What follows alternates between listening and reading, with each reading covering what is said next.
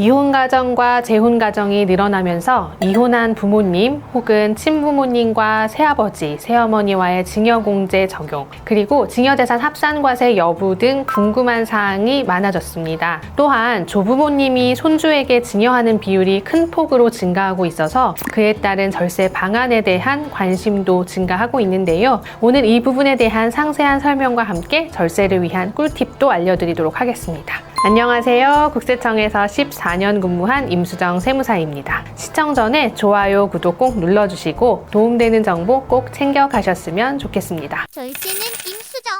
세무사님, 요즘 이혼율이 높아지고 있잖아요. 특히 자녀가 성인이 되고 이혼하시는 부모님들이 꽤 많아요. 제 친구도 부모님이 그런 케이스시거든요. 친구가 5년 전쯤에 아버지한테 4억 원을 증여받았고요. 그런데 이번에 집을 사면서 어머니한테 5억 원을 추가로 증여받으려고 한다고 하더라고요. 참 부럽습니다. 근데 이 경우에는 세금은 어떻게 될까요? 증여자가 직계 존속인 경우 그 직계 존속의 배우자도 동일인으로 보기 때문에 아버지와 어머니로부터 증여받은 재산을 합산해서 증여세 계산해야 된다는 사실은 잘 알고 계시죠? 그런데 아버지와 어머니가 이혼하셨을 때에도 동일하게 적용이 될까요? 결론부터 말씀드리면 이전에 아버지한테 받은 4억은 이번에 어머니한테 받은 5억과 합산하여 신고하지 않으셔도 됩니다. 이거 합산한 거랑 안 한 거랑은 그 차이가 많이 나나요? 많이 나요. 그게 좀 중요한데요. 우리 그 세율 구조가 누진 세율 구조이잖아요. 그래서 합산을 하게 되면 세율이 높은 구간대가 적용이 돼서 부담세액이 올라가는 구조예요. 만약 합산해서 신고해야 된다면 4억에 추가로 5억을 합산해서 9억이 되잖아요. 그럼 30% 구간에 들어가고요.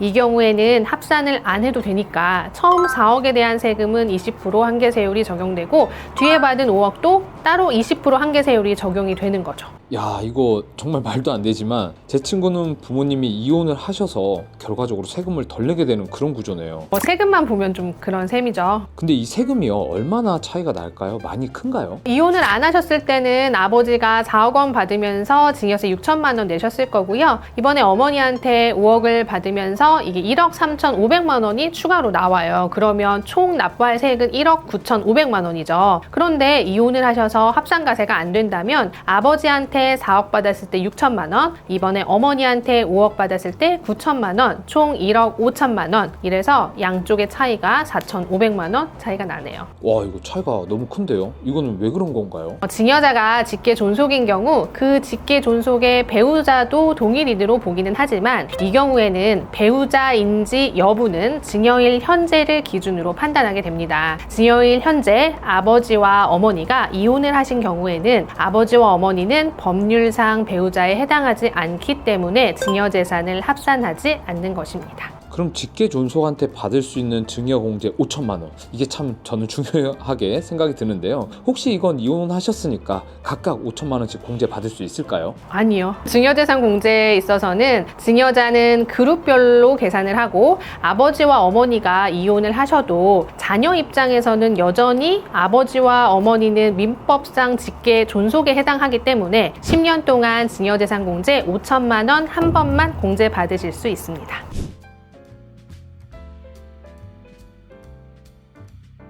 그럼 이 경우는 어떤가요? 아버지가 23년에 자녀에게 증여를 하셨고요. 근데 24년에 돌아가셨어요. 그 후에 25년에 어머니가 자녀에게 증여를 한다고 하면요. 23년에 아버지가 증여하셨던 부분, 그리고 25년에 어머니가 증여하셨던 부분, 그 금액은 합산을 해야 될까요? 아니요. 이 경우에도 합산을 하지 않습니다. 그 이유는 방금 설명드린 이혼하신 사례와 동일하게 생각하시면 되겠습니다. 배우자인지 여부는 증여일 현재 시점을 기준으로 판단을 한다고 말씀드렸잖아요. 증여일 현재 아버지 또는 어머니 중 한 분이 이미 돌아가셨다면 사망으로 인해 혼인관계가 소멸된 것이니까 증여일 현재에는 아버지와 어머니는 법률상 배우자에 해당하지 않습니다. 따라서 2023년 아버지 증여분과 2025년 어머니 증여분은 합산해서 신고하지 않으셔도 됩니다. 마찬가지로 이미 돌아가신 아버지 또는 어머니 모두 자녀 입장에서는 여전히 민법상 직계 존속에 해당하기 때문에 10년 동안 증여재산 공제 5천만 원 한 번만 공제 받으실 수 있습니다. 합산가세 여부는 증여일 시점에 부모님이 혼인 상태를 유지하고 있는지 아닌지, 그게 제일 중요하다고 볼 수 있겠네요.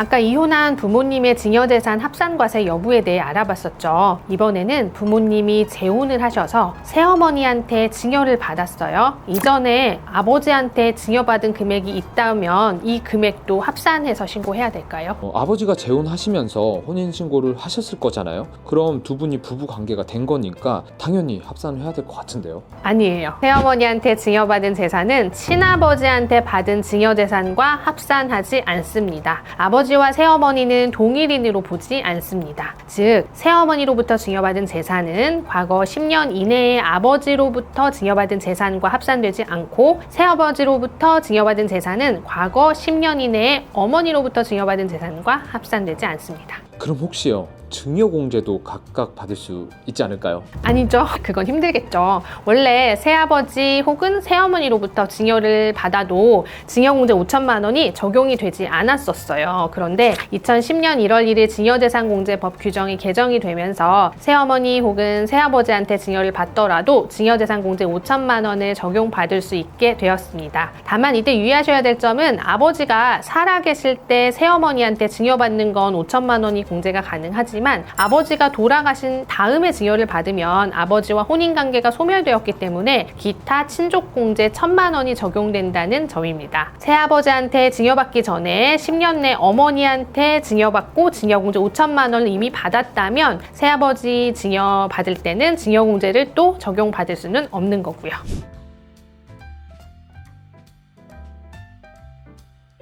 그럼 할아버지와 아버지한테 증여받을 때 합산 과세 여부도 설명해 주시면 좋을 것 같아요. 그 증여 공제도 같이 해주시면 너무 좋겠고요.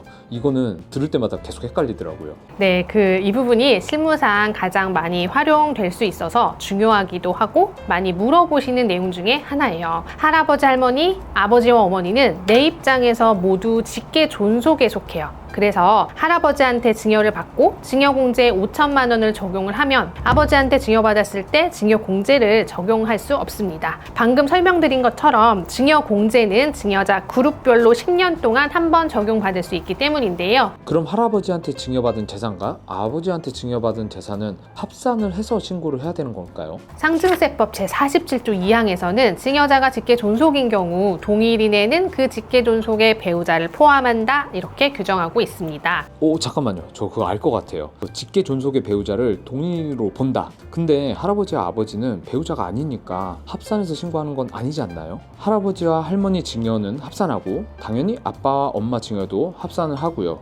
그런데 할아버지 증여와 아버지 증여는 세대가 다르니까 합산을 하지 않는다. 이게 맞는 걸까요? 네, 맞습니다. 훌륭하시네요, 문PD님. 이게 간단한 내용 같지만 이 부분을 활용하면 절세에 매우 도움이 될 수 있어요. 증여 순서는 아버지보다 할아버지가 먼저 증여하는 편이 절세가 되시고요. 할아버지와 아버지의 증여가 합산되지 않기 때문에 할아버지와 아버지의 증여 금액을 적절히 나눠서 증여를 받으면 증여세가 줄어들 수 있습니다. 그런데 왜 아버지보다 할아버지가 먼저 증여하는 게 절세가 되는 걸까요? 저는 거기까지는 감이 좀 잘 안 오거든요. 그리고 할아버지와 아버지 증여를 잘 나누면은 아까 절세가 된다라는 것도 말씀을 해주셨는데 예를 들어서 설명해 주시면 더 좋을 것 같아요. 네, 일단 조부모님한테 증여를 받으면 세대를 건너뛴 증여라고 해서 30% 할증과세가 적용됩니다. 미성년자가 20억 이상의 증여를 받으면 40% 할증이 되고요. 그러니까 5천만 원 증여 공제를 한 번만 써먹을 수 있으니 할아버지 증여의 공제 금액을 적용하는 게 좋은 거죠. 할아버지한테 5천만 원 받고 아버지한테 5천만 원 받으면 증여세 500만 원을 내지만 그렇게 순서를 바꾸면 세금이 650만 원이 나오니까요. 이거는 딱 할증, 그것 때문에 그러는 거네요. 아버지한테는 할증되는 게 없으니까요.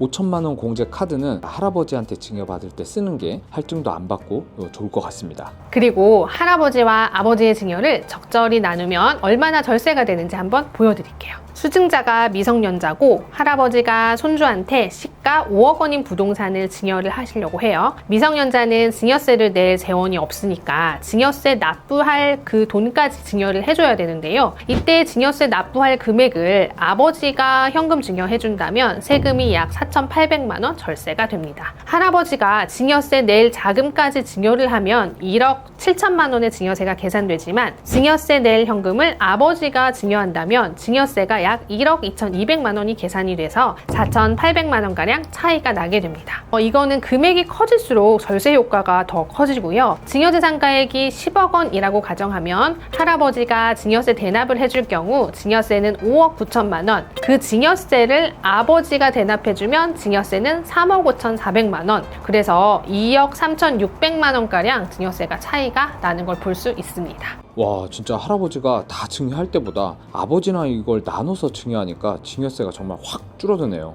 이건 정말 꿀팁인 것 같습니다. 할아버지와 아버지는 직계존속이지만 합산 과세는 하지 않는다는 사실을 보시는 분들은 꼭 기억하셨다가 절세에 활용하시면 너무 좋을 것 같습니다.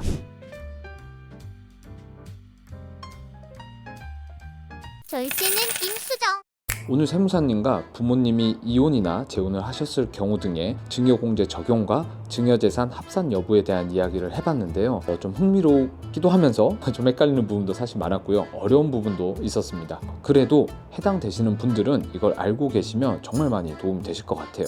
특히 마지막에 말씀해 주셨던 할아버지와 아버지 증여를 적절하게 이용해 보시는 것도 적용을 해보시면 너무너무 좋은 절세 방법이 될 것 같습니다. 세무사님, 오늘 내용 한번 요약 부탁드리겠습니다. 네, 핵심 내용 요약 들어갑니다. 첫째, 부모님 이혼 후에 어머니한테 증여받은 재산은 10년 내 아버지한테 증여받은 재산과 합산하여 과세하지 않습니다. 둘째, 아버지께 증여받은 후에 아버지가 돌아가셨고 그 이후에 어머니께 증여받는 재산은 합산하여 과세하지 않습니다. 셋째, 어머니한테 증여받은 재산과 새아버지한테 증여받은 재산은 합산하여 과세하지 않습니다. 넷째, 할아버지와 아버지한테 증여받은 재산은 서로 합산하여 과세하지 않습니다. 다만 조부모와 부모는 직계 존속의 범위에 들어가니까 증여공제는 10년간 5천만 원, 미성년자 같은 경우는 2천만 원 1회 적용됩니다. 마지막으로 아버지한테 증여를 받고 증여공제를 받았다면 이후에 아버지가 돌아가셨더라도 이혼을 하셨더라도 재혼을 하셨더라도 10년 내에 어머니 혹은 새어머니한테 증여를 받을 때 증여공제를 추가로 받을 수는 없다는 사실 기억해 두시면 좋을 것 같습니다.